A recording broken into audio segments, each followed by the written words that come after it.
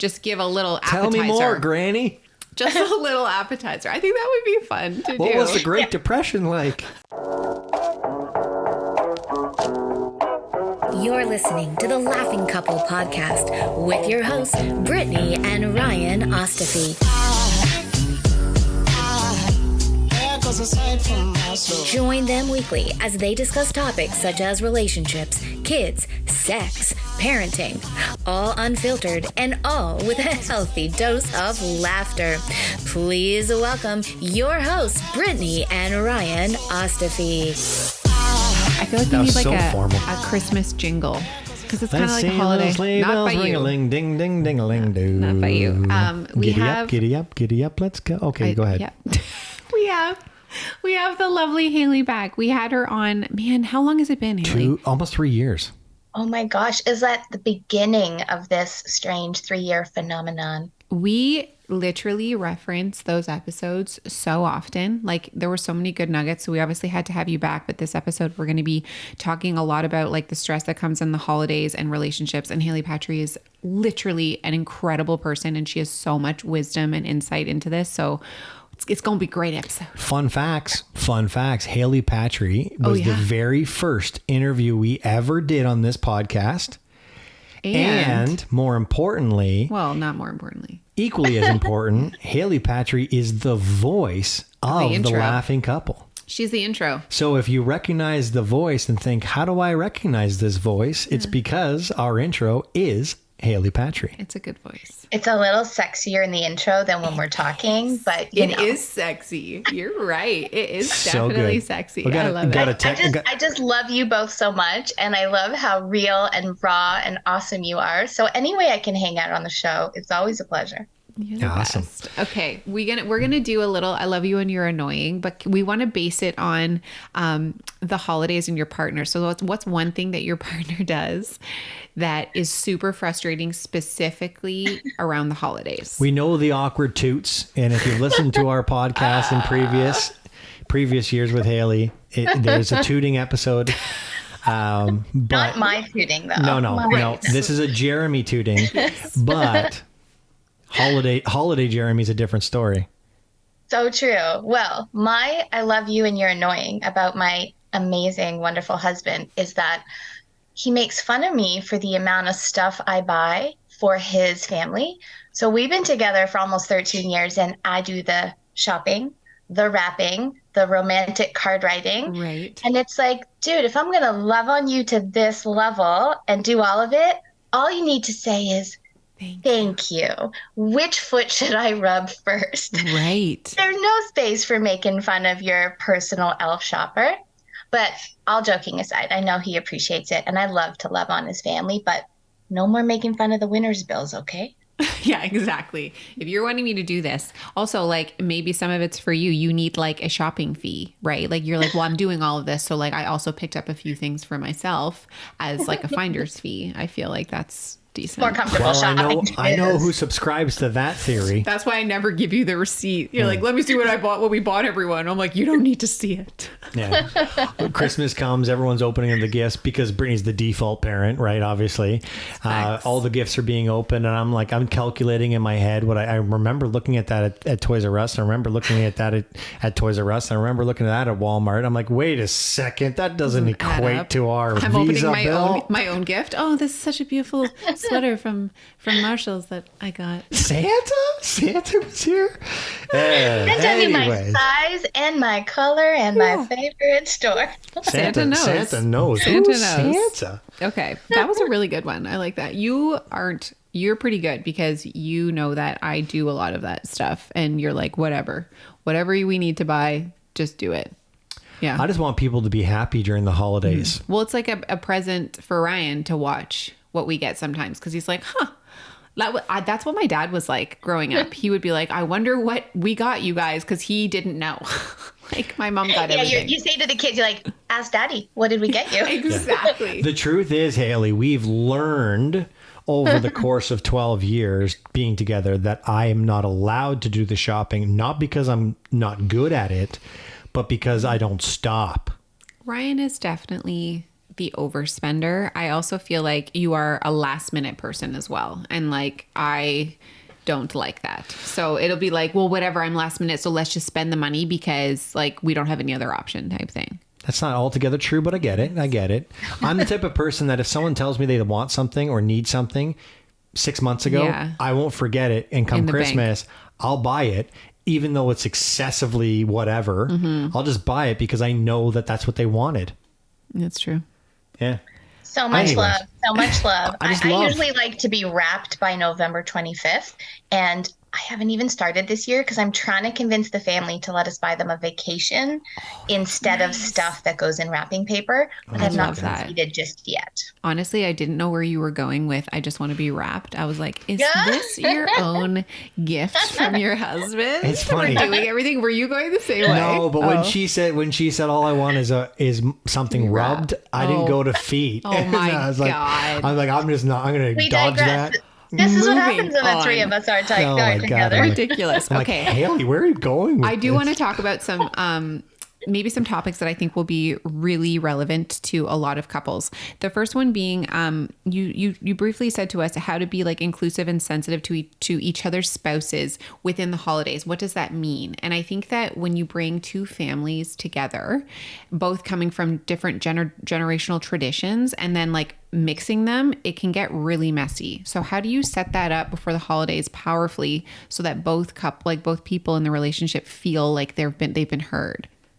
Yeah, and it's such an important thing because we all come from really diverse backgrounds. And I don't even mean necessarily ethnicity, culture, religion, just how we were raised around the holidays. And then if we add into the mix a blend of different cultures, ethnicities, and religions, it's really sitting down, not on December 15th. It's sitting down at the beginning of the year to say, okay, honey, what is really important to you? What's really important to your parents if they're alive or your grandparents if they're alive?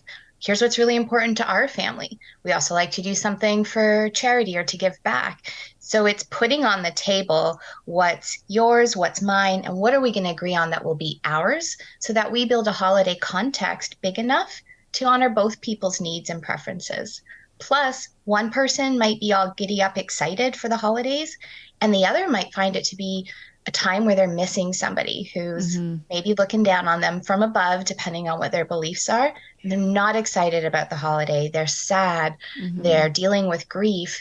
Maybe they're remembering trauma from their childhood. And so part of being inclusive is just checking in to say, hey, my uppity up energy about the holidays, does this rub you? Is this inappropriate for you? How are you feeling going into the holidays? And we want to leave space that the excited person, if there is one, can be that. But the person that might have that more somber energy around the holidays, that we check in and see how are they doing and what do they need so that they can get through the season. Yeah, I had an individual we used to work together, and she hated Christmas, absolutely hated Christmas. And for me, I'm like Elf from like Will Ferrell Elf, and she's like the Grinch, pre-heart growing 3 times. And I couldn't. I forgot about this story. And I could not wrap my head around the idea that they didn't like Christmas. My thought was like, who doesn't like Christmas? And it wasn't until I did a little digging to find out that there was some significant trauma around Christmas with her parents splitting up and this and that. Triggers.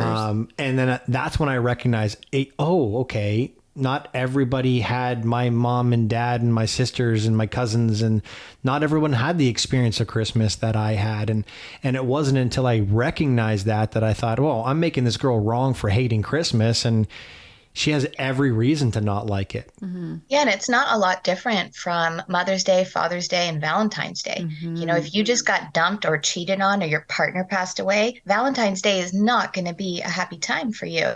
And if you've lost your mom or grandmother or a child, Mother's Day is going to be traumatic. And the same goes for Father's Day. So anytime I write a social media post, which is almost never, but anytime I do one and it's for a holiday, I want to acknowledge both the group that's celebrating it and excited, but I also want to acknowledge the group of people where it's really, really tough for them and just make sure that they're okay. And sometimes that's our other spouse.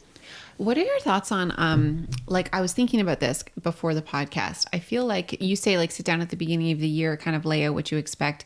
I think that the year can get really crazy and busy. And I'm thinking maybe like we do quarterly check-ins, but say sometime in like end of October, early November, I really love the idea of doing like a date night with your spouse and you specifically lay out like what you want this year from the holiday experience. So like maybe something that you're like really, really wanting to get from that. And like you each lay it out, something that you do not want to happen. And then something that like, you listen, I know that you like this, I don't love it, but I will be like available.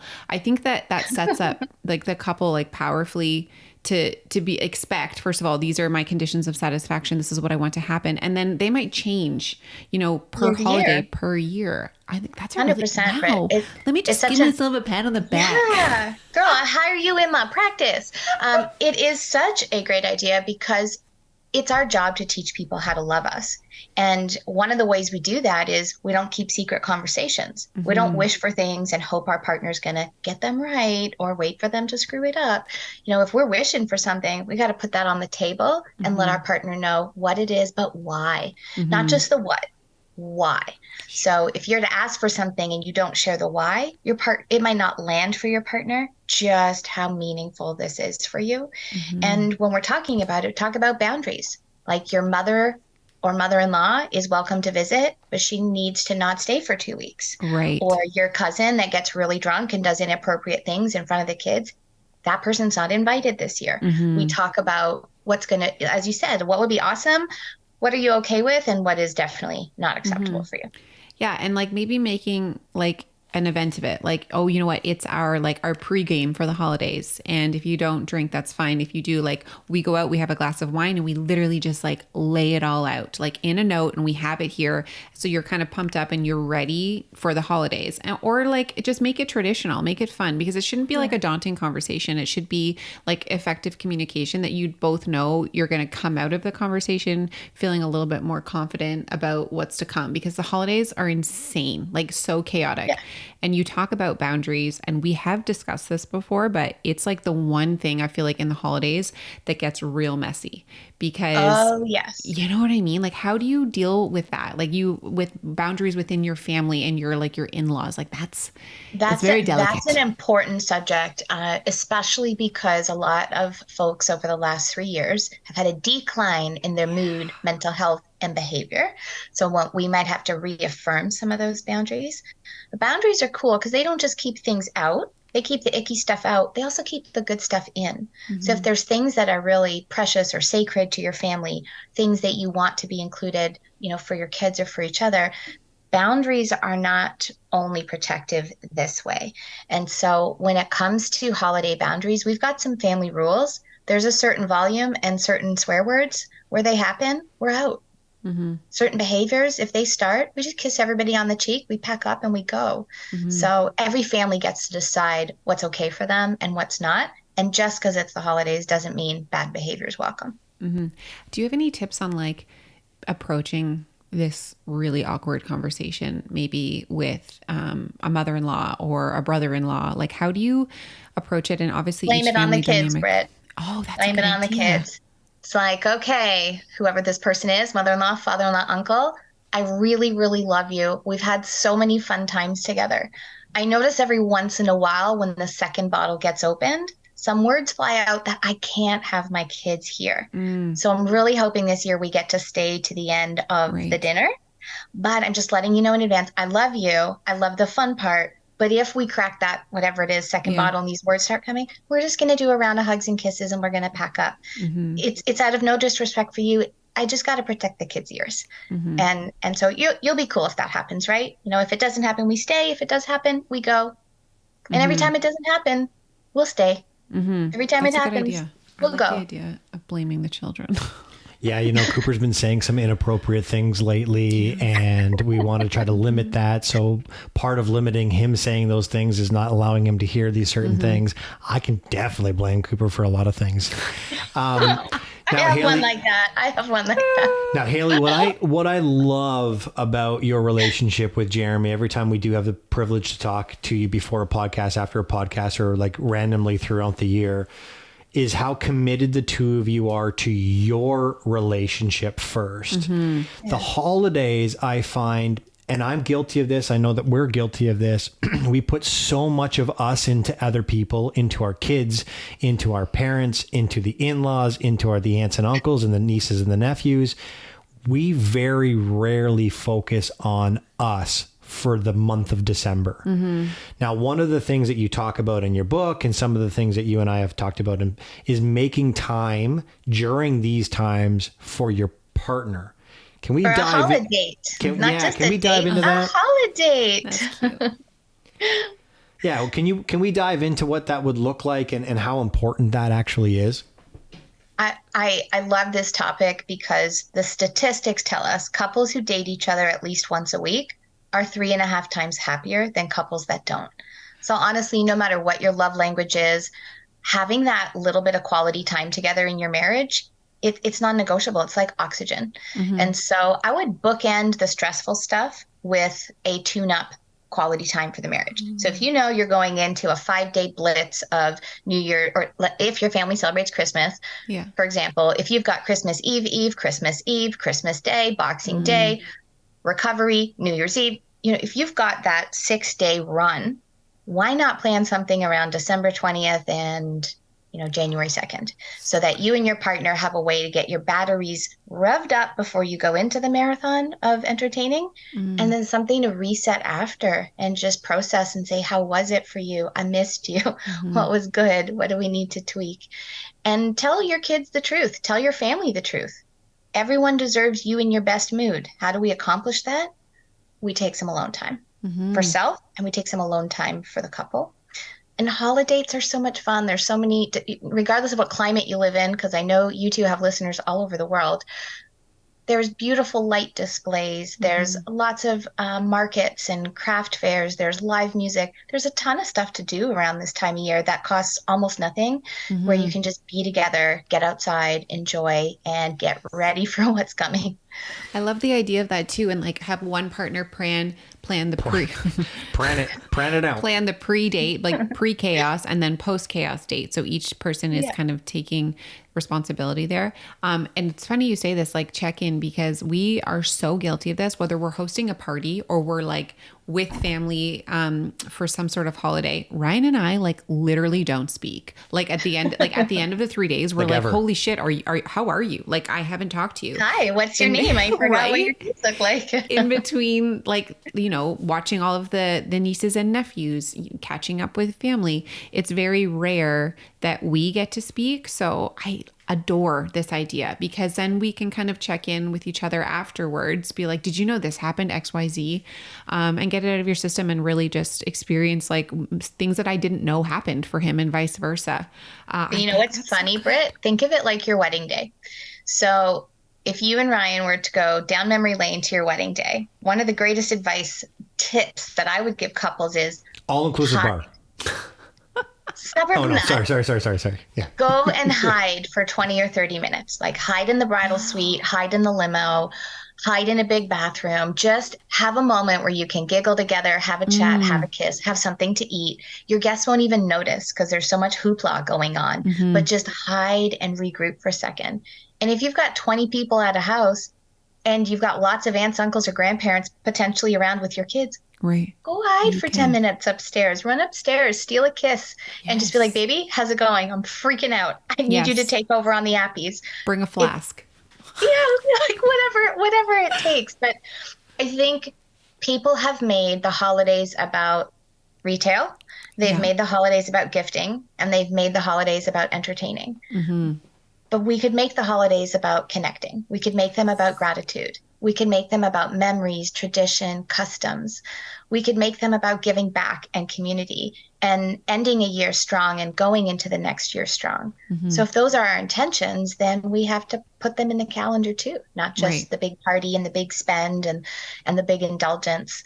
And I know Jeremy and I, we like the kids to actually get down early on Christmas Eve so that on the 24th, it can be just us because we're about to go into the marathon the next day. I love that idea. Now, the last time you were on our podcast, I don't remember what episode that was, but it was the second time you were on the podcast in the first year. We talked about planning sex. Yeah. Right. Scheduling it. Scheduling sex. And that at that time, it was very foreign to us. It seemed, when you were talking about it and describing it, as like, that doesn't sound romantic. That doesn't sound sexy. That sounds I'm very opening robotic. up my Google Calendar just so that I can show you. Every night on the calendar, it says marriage love. That's so cute. And what that means is that if somebody wants to book me for anything, they can't. It doesn't mean that Jeremy and I show up at attention at 8:30 naked. Yeah. It's not like that. It's that we've planned that this is our us time. And we hope that intimacy happens in this us time. It might not every time, but it's time for him and I. We're not calling family at that time. We're not booking clients. He's not checking Sportsnet. It's time for the two of us. And if you don't clear the time, you won't know when to shower. You won't know to brush your teeth. You won't know to stop doing your computer work. You won't know to stop scrolling on Facebook or to have fallen asleep on the couch, binge watching on Netflix. So it's more of the intention for it than 8:32. I love that. But what I was getting at is, like, you were talking about pre-Christmas, post-Christmas. I can't help. I know Brittany doesn't technically think about these things, but I can't help but think, okay, so we're going to be at the in-laws on this day and this day. We're going to be at my parents at this day and this day and this day. And if I do the math, I'm like, wifey. if I do the math, I'm like, I'm not going to physically be with my wife for the next 2.5 weeks. And that doesn't work for me. Right. And so what I was hearing in the bookend is literally schedule intimacy on those times, not just connection as in like getting together, being in communication, but like intentionally schedule physical connection with your partner, because I'll tell you, after 2 weeks, I miss that. Like, I massively miss it. Your wife's face was so priceless, Ryan, while you were, she was so lit up and engaged when we were talking about the pre-date and the debrief. And she's like, yeah, I'm all in. And then you were going here and she's like, I knew he was going to go here. I knew he was going to ask me for sex before and after the holidays. I think it's more like, for me, and we've had this discussion before, I think it's like that pressure to be like, you say, like, scheduling sex. I don't love that idea. I love the idea of scheduling intimacy so that there isn't that pressure there to be like, are you naked? I'm naked. Are we ready to do this? Because it's just like, we're in such a strange part in our life right now where we just know each other so well. So it's like, you don't have that like flirtatious, like, you know what I mean? So to schedule being like, we are going to have sex tonight, it's a little daunting. Like, I like the idea of scheduling intimacy and then being intimate, whether that's like a massage, and then it might lead to this if both parties are feeling great. And it usually does. I just think labeling like have sex. Like, it just, and you saw my calendar entry just says marriage love. Yes. That's what it says. Every that's night. Lovely.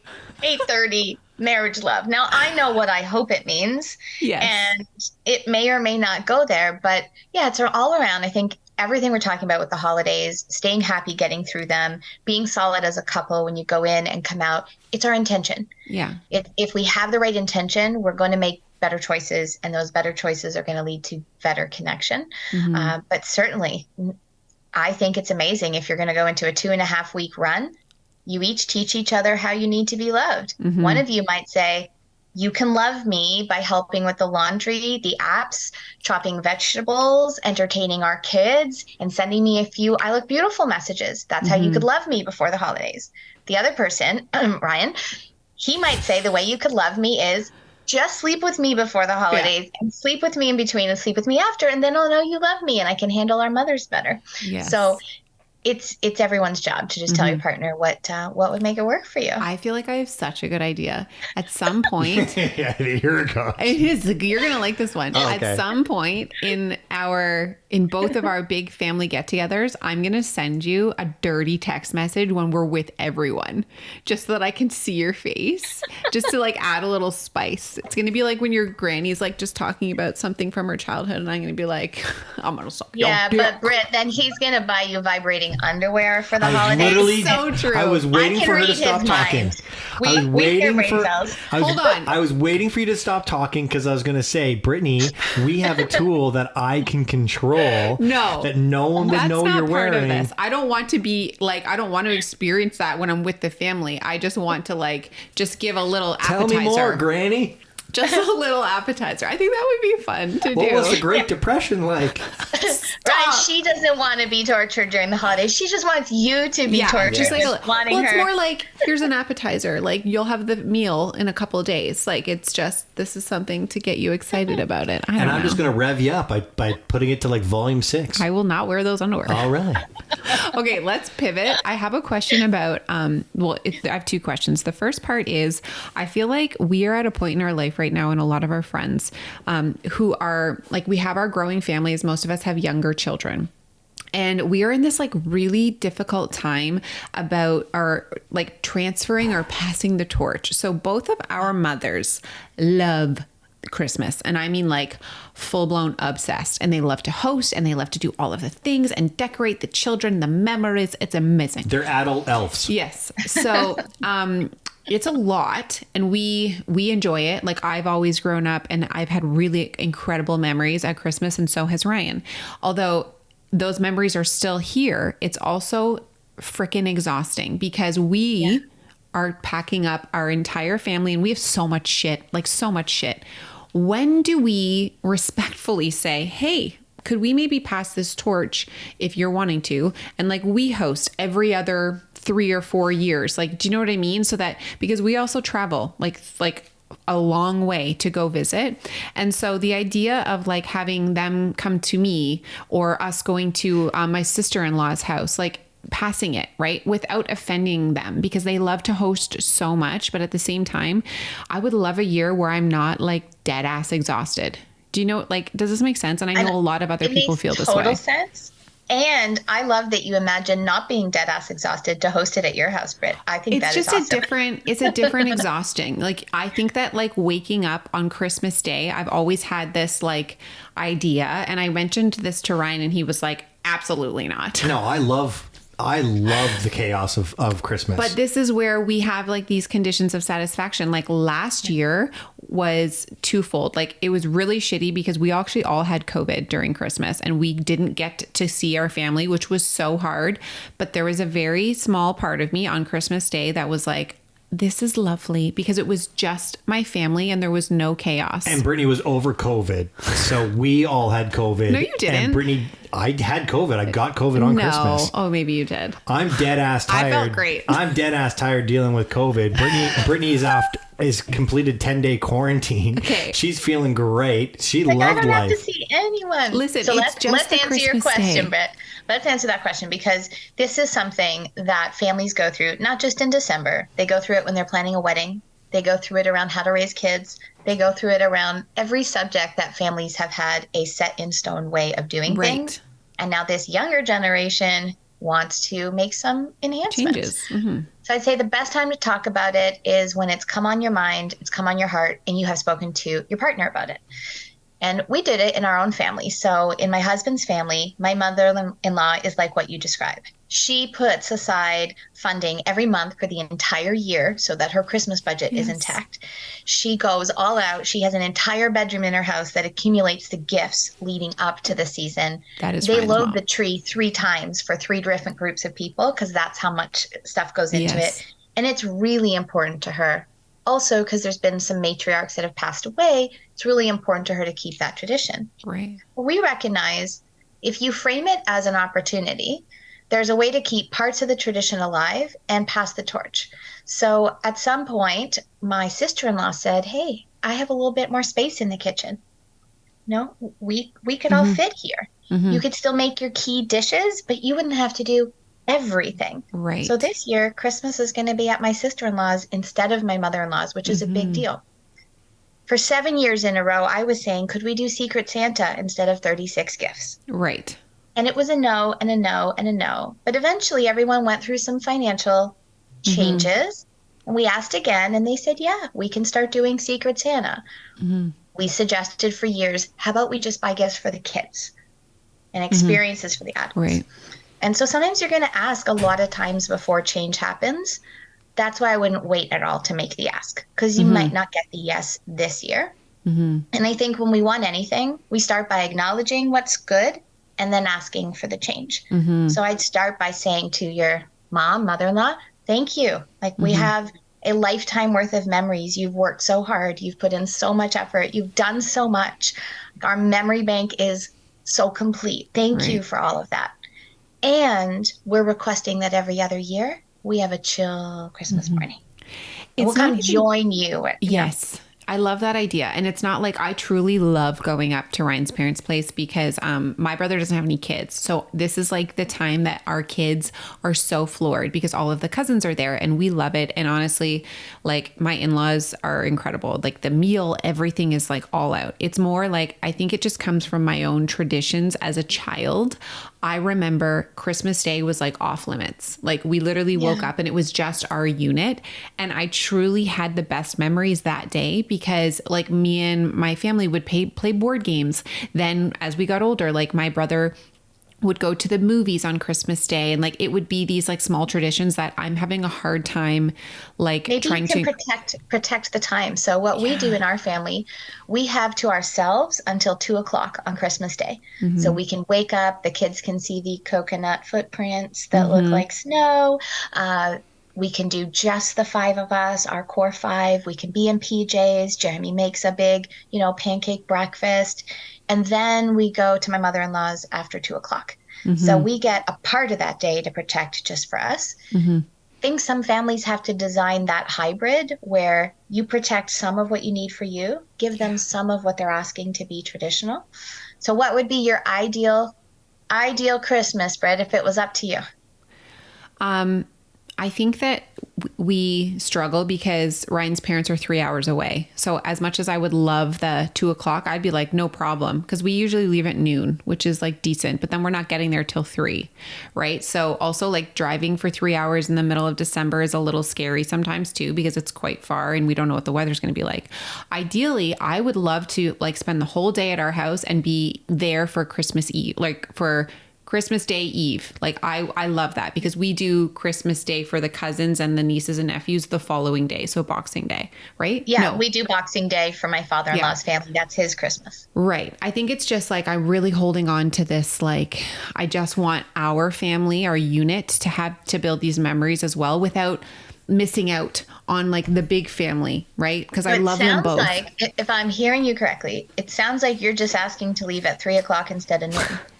It just is impossible. I think for me, when I really look at it and like, I love what Brittany calls chaos. I love that. That to me is Christmas. Like it feels like the Home Alone rush to get to the airport, Yeah, I right? hate It's it. like, it's the energy, it's the excitement, it's the bouncing back and forth. We're like, get your coat on.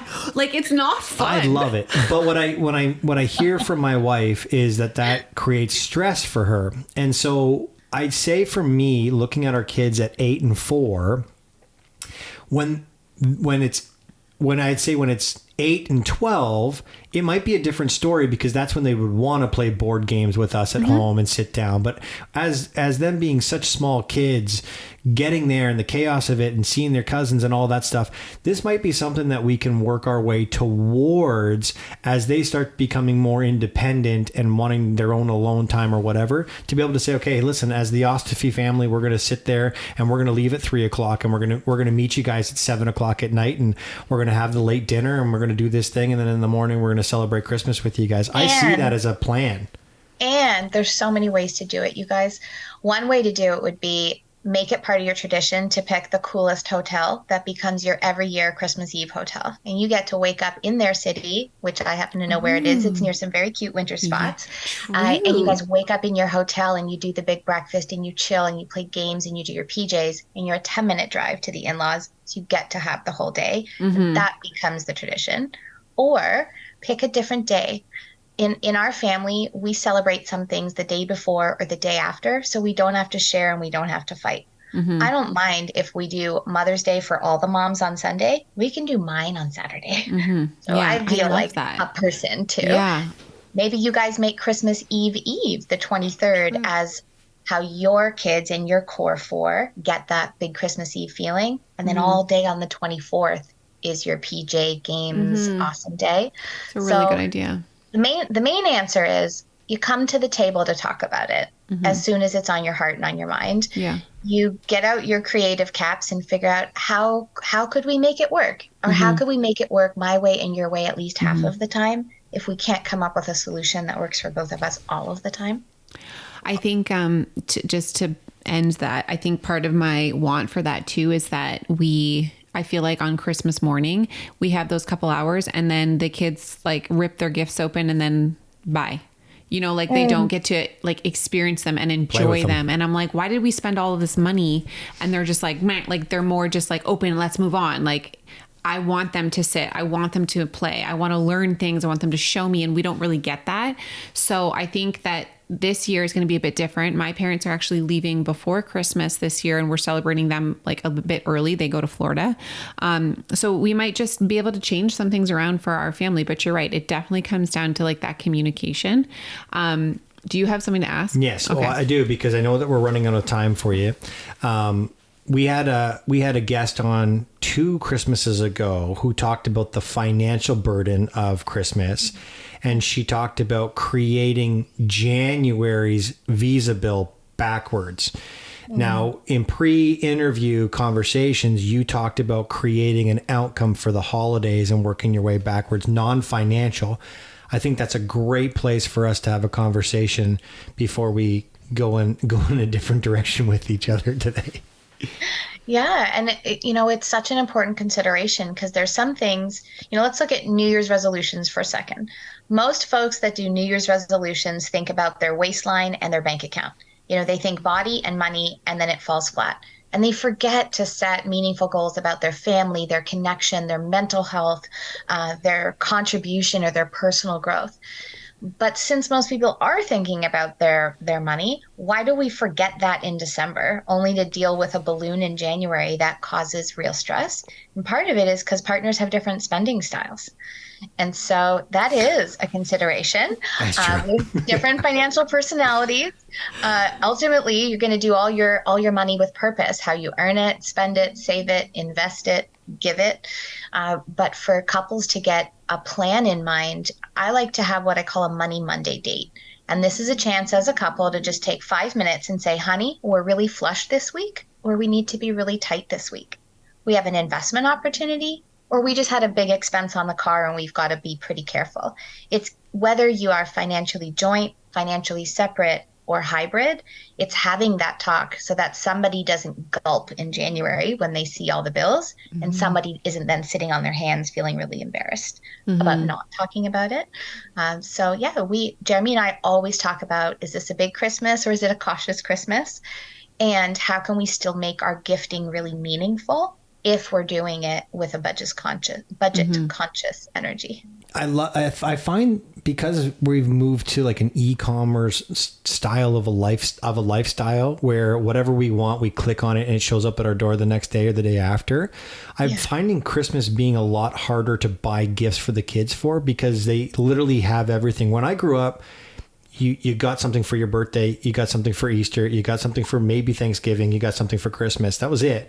And so that's a lot. Like Thanksgiving, you got gifts. Like I'm thinking it's for most people Christmas and birthday. I'm just saying what I experienced. That's a lot. But there was 4 events where you got things, and then throughout the rest of the year there wasn't. And so I find that's a challenge. But what I love about what you were saying before we got on here was you actually have the ability to create the Christmas experience that you're looking for. And it's not necessarily about the gifting. Part of it is, but it's from an experience.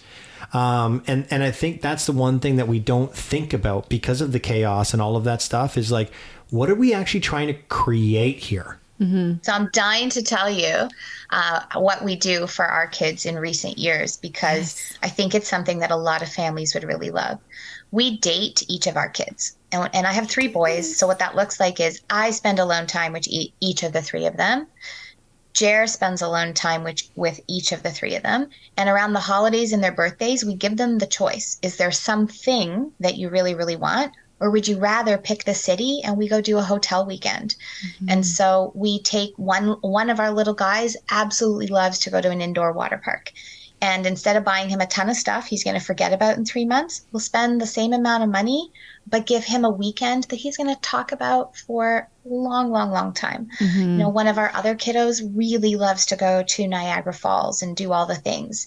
And so we give them the choice, because loving people isn't, I want to love you this way. Loving people is about caring to love them in the way they want to be loved. And so even amongst couples, my husband knows, don't put it in a box, don't put it in a bag. If you want to get me the gift, get me alone time with you. Book us a respite worker. Book us babysitting with all the 3 people. Get us into a little Airbnb. The best thing you could give me is quality time with you. And so maybe this is the year that, as you are both at all your loving families' houses, plant the seed.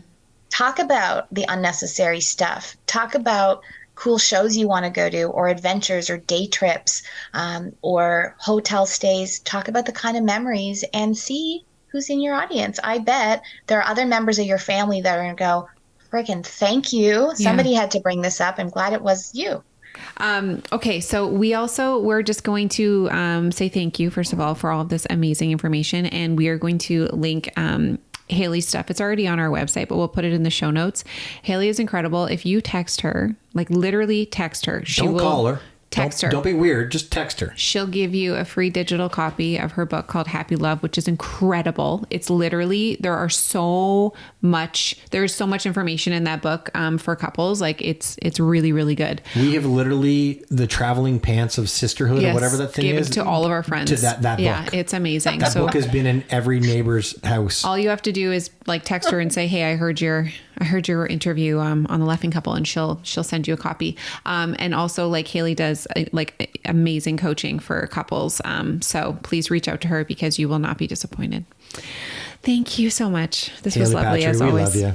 I love you. I love the 2 of you. And for those of you that end up watching this in listen only mode, you will miss the fact that Britt Ostafy is a brunette today. So that's some big news. Yeah, it's a little darker, but it is here. Yes. Well, you 2 are fabulous. I always love and appreciate your openness, your vulnerability, your bravery, your goofy, just adorable dynamic. And, if I was sharing a couple last thoughts for couples gearing up to the holidays, is make sure you have your holiday date with the person that is your mate. Don't forget to have that time together. Go into these holidays intentionally. Don't just let them roll on autopilot. Everything you think of from last year that makes you want to roll your eyes, that's a crucial conversation. Yes. Share a new vision for how you'd rather it be. Be the brave one in your family that gets people talking. And you might just find that you cause a whole lot of relief because it's been on other people's minds too.